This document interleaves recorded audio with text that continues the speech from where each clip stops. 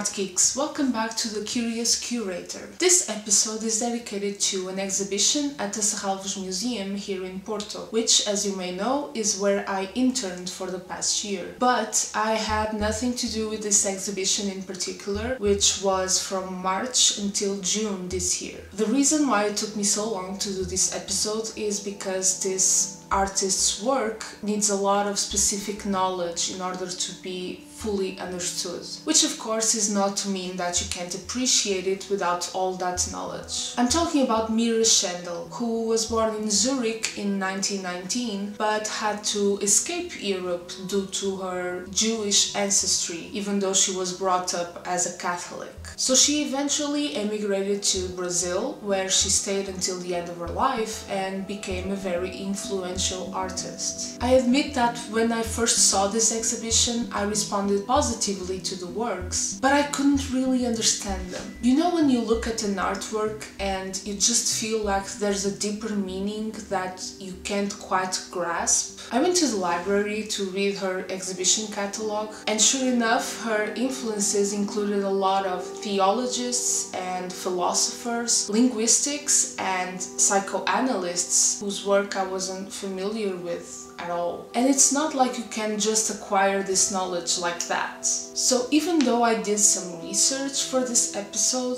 bear in mind that I'm not giving you the perspective of someone who truly understands this artist. But I hope you find my thoughts valuable anyway. This retrospective survey was in Tate Modern before traveling to Serralves. Many of the works you see here had never been shown outside of Latin America, which is perhaps one of the reasons why I was not familiar with the artist. The first works you see when you enter the exhibition are minimalist and abstract, but they do bring to mind the idea of wandering through a bleak, undefined landscape. I may be reading too much into them, but I can see in them Schendel's experiences as a refugee. You can also find echoes of that experience looking at the works in the next room. The color palette is dark and muted, full of coppers, yellows and greens, in addition to her signature black and white. I read in the catalog that she didn't use conventional paints because she couldn't afford them, so she used mixtures that give her paintings a peculiar textural quality. The works in the following room show splashes of brilliant color, and more importantly they show how she started using graphics and language both as text and image. An aside about language, and again, I may be projecting my own thoughts into her work, but language is very important for an immigrant. We don't really notice it in our own country because we're so used to effortlessly understanding everything that goes on around us. But when you relocate to a country where people speak a different language, it's easy to feel vertigo. Back to the exhibition. The next works look very delicate. Apparently they were made of rice paper, which is very thin and nearly transparent.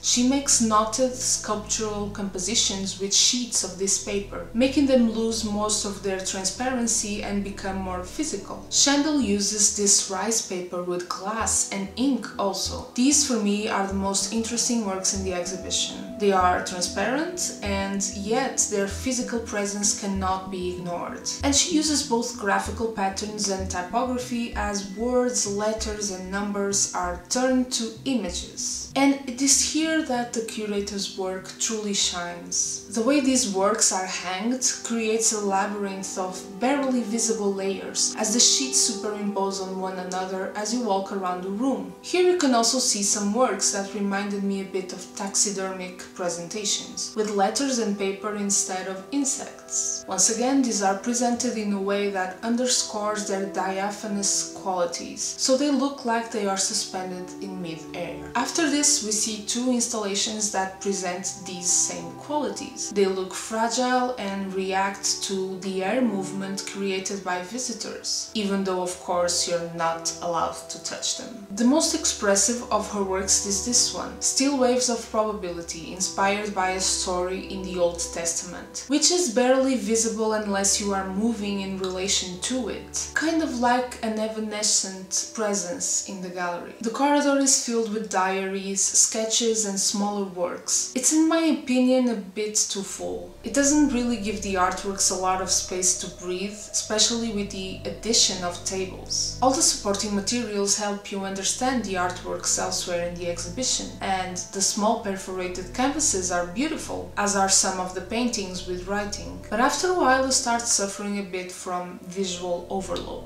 The black and white artworks in the central and last room, if you follow this itinerary, play with the physical limits of the canvas, turning it from flat to three-dimensional objects. But personally, these were my least favorite in the exhibition. Okay guys, that's it from me today. I will see you next time with more exhibitions. Bye!